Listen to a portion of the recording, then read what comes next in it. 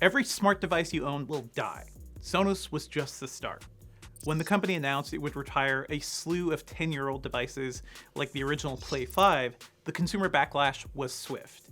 And you could really see why people were angry. Hardcore Sonos fans could easily spend thousands of dollars filling their homes with smart speakers. Now they all seem like expensive paperweights. And it didn't help that people were already angry about the company's recycle mode, which can brick devices for good so recyclers can't even resell them. Sonos initially planned to end security updates entirely and make it difficult for older gear to work alongside newer products. And the company later apologized and said it would try to smooth out the process, but make no mistake, they're still not long for this world. And here's the thing, the same is true for every single connected device that you have. If it talks to the internet or relies on an app, it's only a matter of time until it dies. This is a pretty stark contrast with how things used to work. If you put together a high-end stereo system in the 70s or 80s, there's a good chance it still works. And the same is true for plenty of other gadgets and appliances in your life. It used to be that you could just buy a device and assume it'll work for years, possibly decades, before something important broke and couldn't be fixed. And you'd never have to worry about a company basically forcing your dishwasher into early retirement. It doesn't cost Frigidaire anything to keep you in clean dishes for a decade, but that's not true for a company that has to maintain an online service and pay developers to update old gear.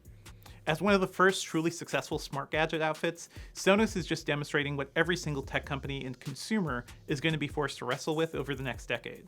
Hardware evolves, standards change, and after a certain point, it makes more sense just to end support and push people onto something new. But while that's the cold hard reality, it's more than understandable that Sonos customers would be annoyed. Audiophiles expect traditional speakers to last much longer than a mere 10 years. You can still find 20 or even 30-year-old speakers in enthusiast homes today. And assuming you took care of them, they'll still sound great.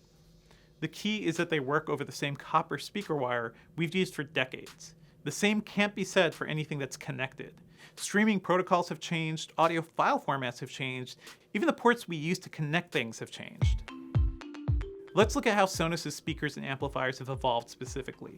They form a local mesh network using a proprietary standard, giving them a broader and higher quality connection than Bluetooth. The tech is what lets you synchronize multiple Sonos speakers and fill your house with music. It's a complex system that managed to deliver wireless audio long before Bluetooth speakers were everywhere. But it had downsides. At first, you had to plug in one of Sonos' bridge devices into Ethernet to control everything, and you really could only manage your system with Sonos' app. Now Sonos speakers also support Spotify Connect and AirPlay, making them a bit more flexible. And of course, there's the biggest issue with the closed system. Sonos can kill off its products whenever they want, and there's not much you can do about it.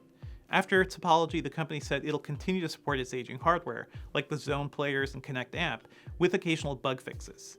But who knows how long that'll last. And while some of its speakers like the Play 5 have 3.5mm connections so they can be used offline, that's not the case for the rest of its lineup like the Play 1 and Play 3.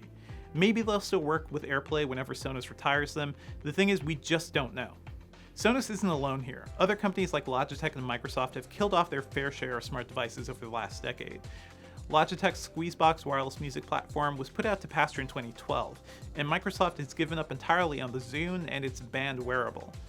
The smartwatch company Pebble, one of the first truly successful crowdfunded projects, only lasted 5 years before being acquired by Fitbit. You can still use some of those retired devices today.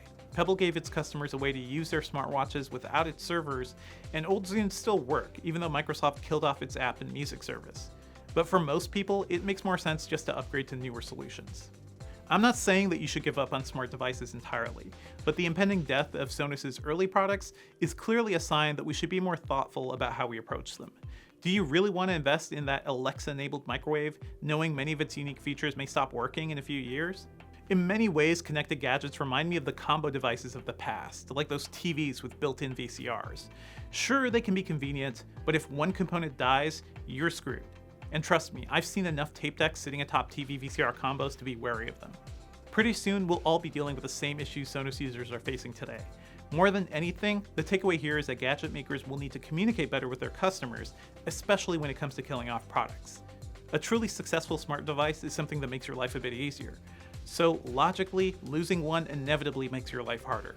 Stay tuned to Engadget.com for more news about when your favorite gadget will die.